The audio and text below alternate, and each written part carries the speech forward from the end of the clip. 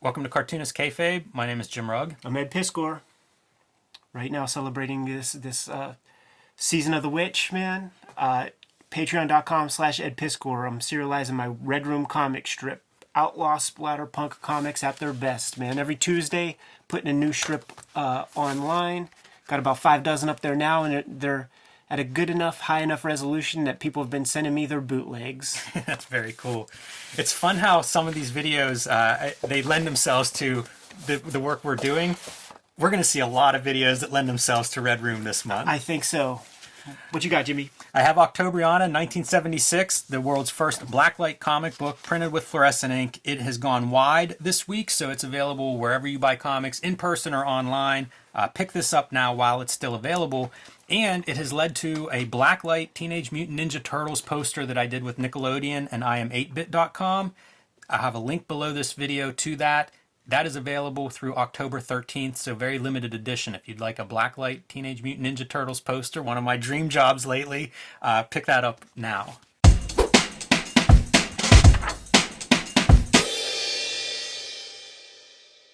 My friend Dahmer, Durf City Productions.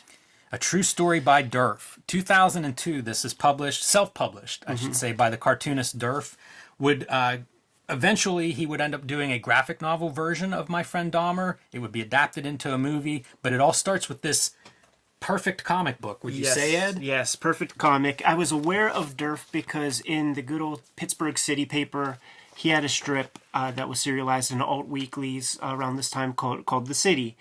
So I knew his cartooning, dug his cartooning, and when he drops the bombshell that he went to school with Jeffrey Dahmer, I had to read this comic. And this was an era, early 2000s, when you could pick up every independent comic. Anything that looked interesting that was outside of Marvel or DC, you could get and still have change left over. There was very little being done.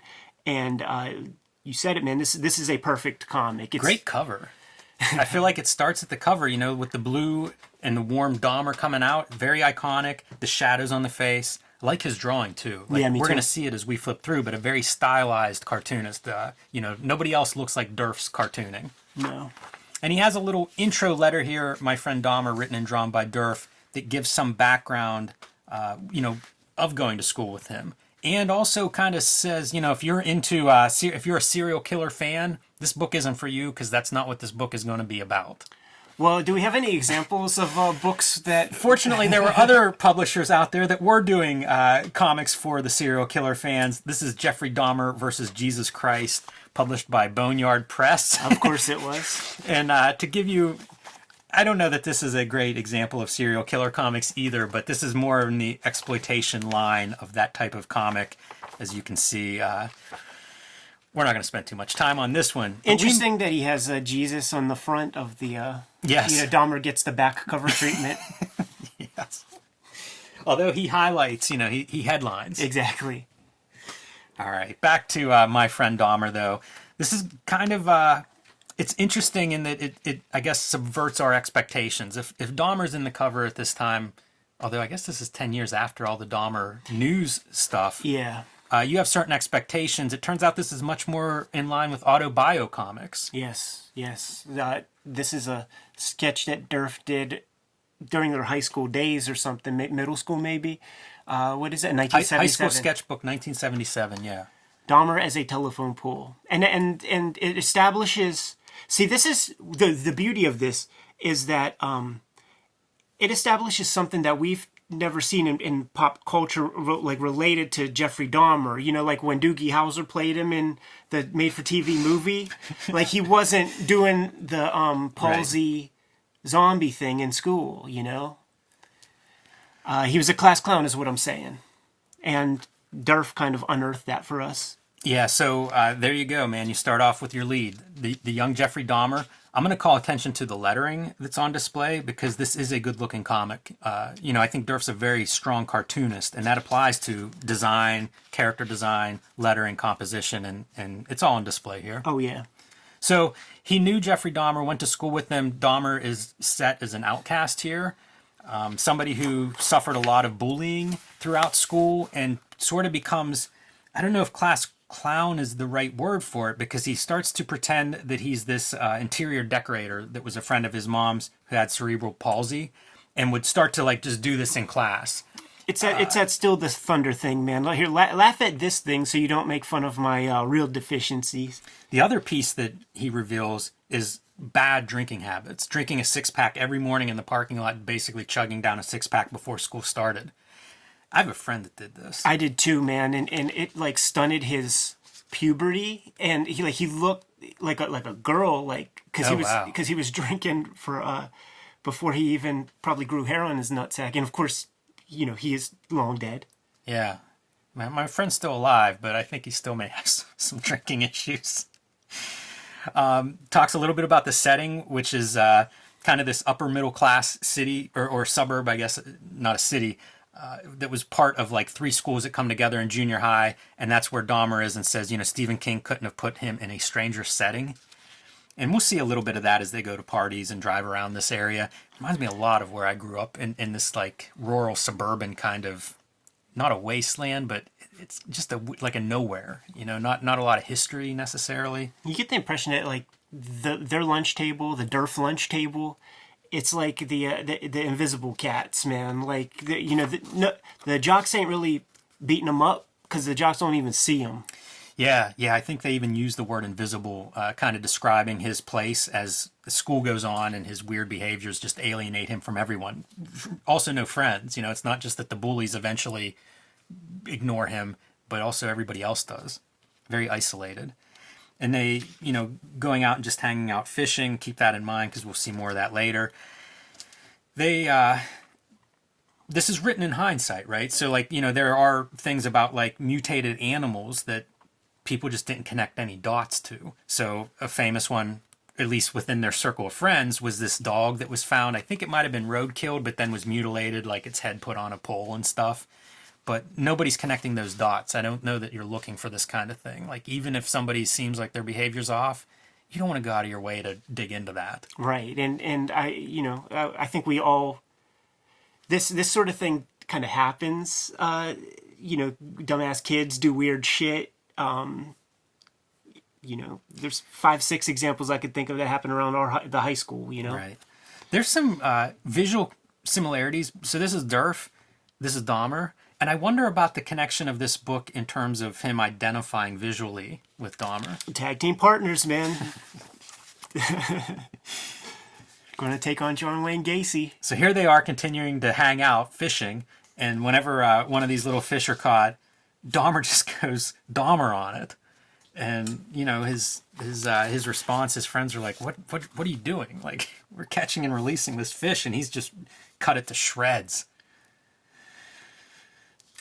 So this was the first story he did, just a short story, and then a few years later does another one. That's what this book contains. So Young Jeffrey Dahmer, Part 2, Dahmer's Command Performance.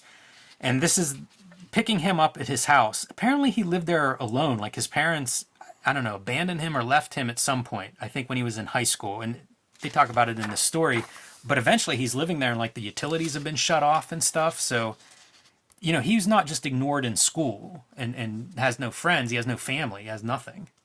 Totally isolated guy. It's very weird, too, because there's no formula, I don't think, for a serial killer.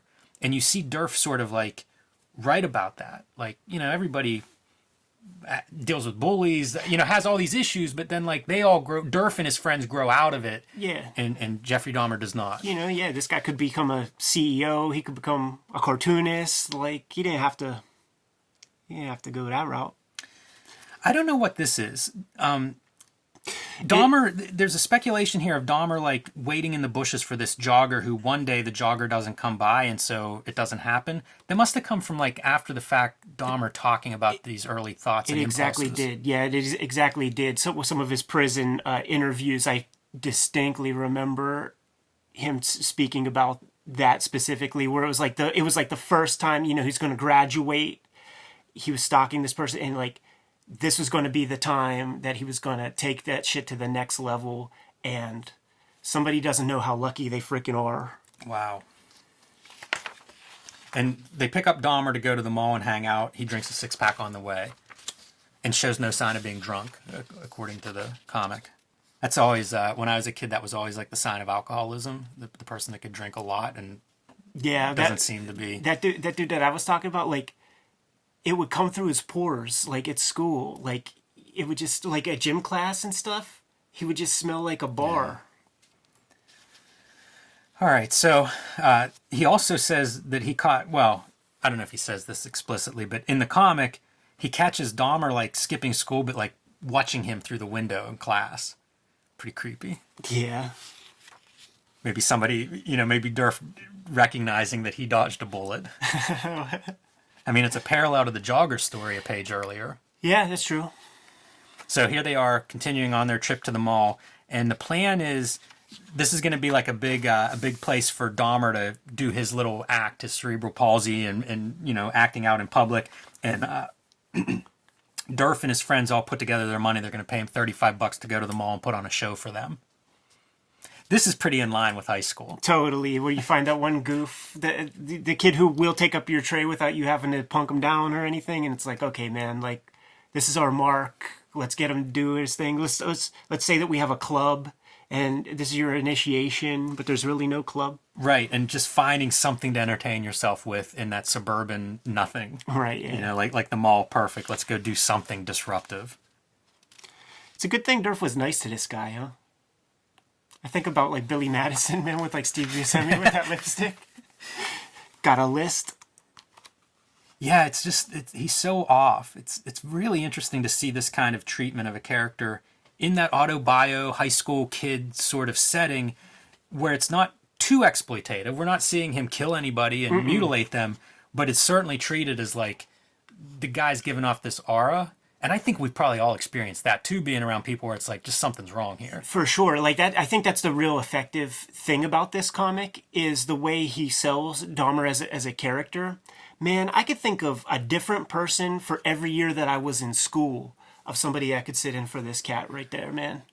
I was thinking about some of the people I went to school with and thinking like, wonder what they're up to now. Like, are they in prison somewhere? I don't know about serial killing, but it did seem like these guys that were off, like, even when I don't know that they would make that adjustment to even when life. I was like a little kid, like going around in town and seeing like other kids who were just maybe a little touch older. I remember thinking like, I didn't know the word psycho or whatever, but I just knew this kid was like super messed up. And then you grow up and then the kid's like super messed up. Like it's like in the DNA. Yeah, I mean, yeah, of course. Messed up as a kid, where are they going to get straight? Right. This is a cool panel, I think. It's a really neat look. And so this is at the end of the mall thing. They had kind of lost interest in the whole thing by the time it was over. Again, no permanent friendships or connection, established there. Drop him off at his house, and the caption is 3 months later, Dahmer would kill his first victim, a teenage hitchhiker, in this very house. Again, the house that he was living in, probably 3 months later, maybe without the utilities. And then, pretty much just school moving on, everybody graduating. Although this is kind of this is a cool panel, I think. So what happens here, one of the photographers for like the school, newspaper and yearbook would sneak Dahmer into pictures of groups like Honor Society. And then like the editor found it and would just scribble out his face. So I assume this is actual photograph from that yearbook. That's a really cool detail. Yeah. Like from a storytelling point of view, I feel like that's a great detail, and it's kind of eerie. And look at that narc, man, scribbling out faces. What a chump. But I mean, this act is committed 15 years before Jeffrey Dahmer's Jeffrey Dahmer as we know him. Right. Really a weird detail to think about. It feels like it's like an image from like a Japanese horror movie or something. Yes. Where like that's what I'm saying. It's really, he just walked off. Now he's off the page. He's underneath the book running around. We've talked about all the weird kids that we go to school with or whatever.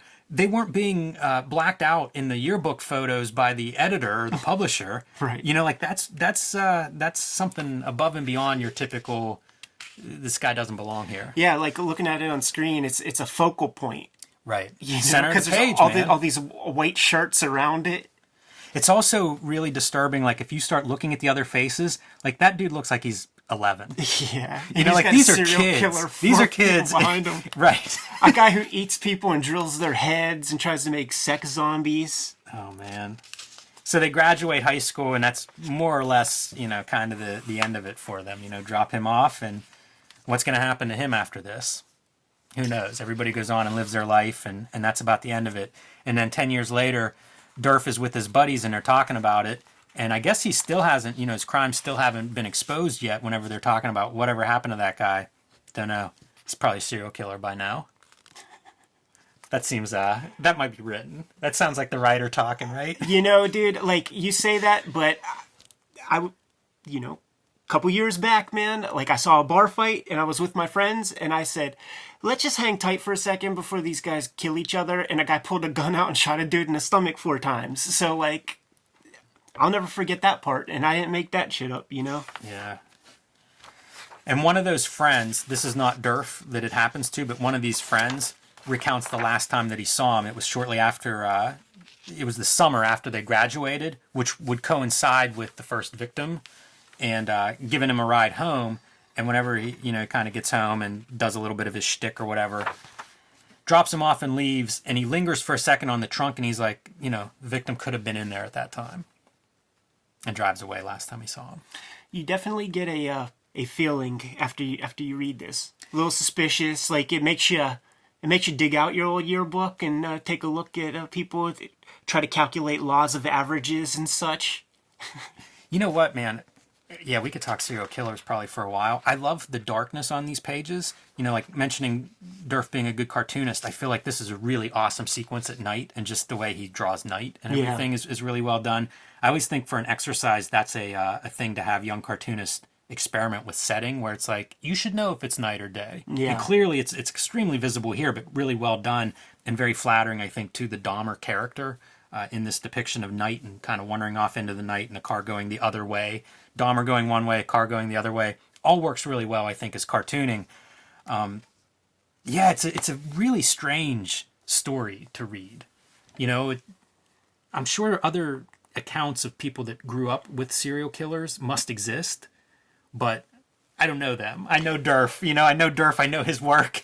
And so seeing it in here, there's something about it. Like, it feels, I don't know, it is unsettling. It's a weird thing to read. Rereading this for the show, I was kind of struck by it again, of like, because I think when I read this the first time, I knew of his work, but I didn't know him. Yeah. But like, now I do, and it's even more like, I don't know, real or something. Exactly. Yeah, that's a good way to put it. And it's like, the cartooning fraternity is a small order, a small secret society, and the fact that, like, we know somebody that had like a run-in with a notorious villain, and he's not the only one. Like there's another, there are other people in comics who have dealt with some pretty heinous, fucked up people, but as a unit, as a comic, great comic.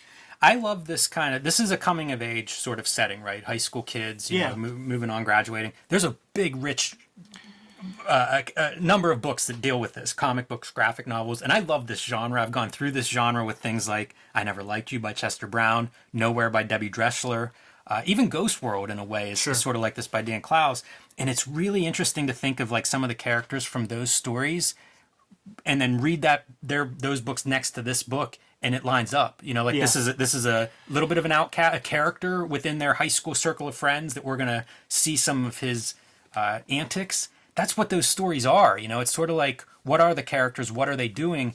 This fits right into that genre. Like, if there were no Jeffrey Dahmer in real life, if this were a fictitious couple of short stories about this troubled guy in their school, it would plug right in next to Nowhere. There are characters in Nowhere that could be Jeffrey Dahmer that even feel that way, where they're other, its kids are all a little bit weird, their home lives are all different, and it just has that sense of like, everybody's a little bit strange to each other, and it fits in within that like coming of age high school genre really well. It fits in with the best of Autobio comics as well. If this comes out 2002, I might have already been in touch. I might have already got my first phone call from Harvey Pekar in that moment. Like, I was reading all that stuff, and Durf's, I think, Ohio Cat. Yep. So, like, knowing Harv's work really well, this plugs into just straight up tongue-in-cheek, Autobio comics as well. It's just Harv never worked with a serial killer That he knows of. that he knew of. Rest in Right. peace, Harv. That's all I have for this one, Ed. Yeah, I was super glad to grab this one out of the long box, and a lot more horror coverage to go, man. And this October, this Yes. season of the witch, man. So we should get out of here. Kayfabers, like, follow, subscribe to the YouTube channel, hit the bell. We'll notify you when the next vids are available. Octobriana is in stores right now. All comic shops, right? Yes, all everywhere. good comic shops. Blacklight Teenage Mutant Ninja Turtles poster is available now as well through October 13th at im8bit.com. Link below the video to that. Serializing the Red Room comic strip at patreon.com/redroom. Patreon.com/edpiscor. At least 2 Red Room pages go live every Tuesday morning. You can subscribe to the Cartoonist Kayfabe e-newsletter to keep up with all the videos we've been posting daily lately. You can find Cartoonist Kayfabe t-shirts and merchandise at the links below this video. I was going to make a joke about, Ted Bundy being Durf's babysitter or something like that. Maybe, sequel comic, but that would be tasteless. Jim, give them their marching orders. Read more comics.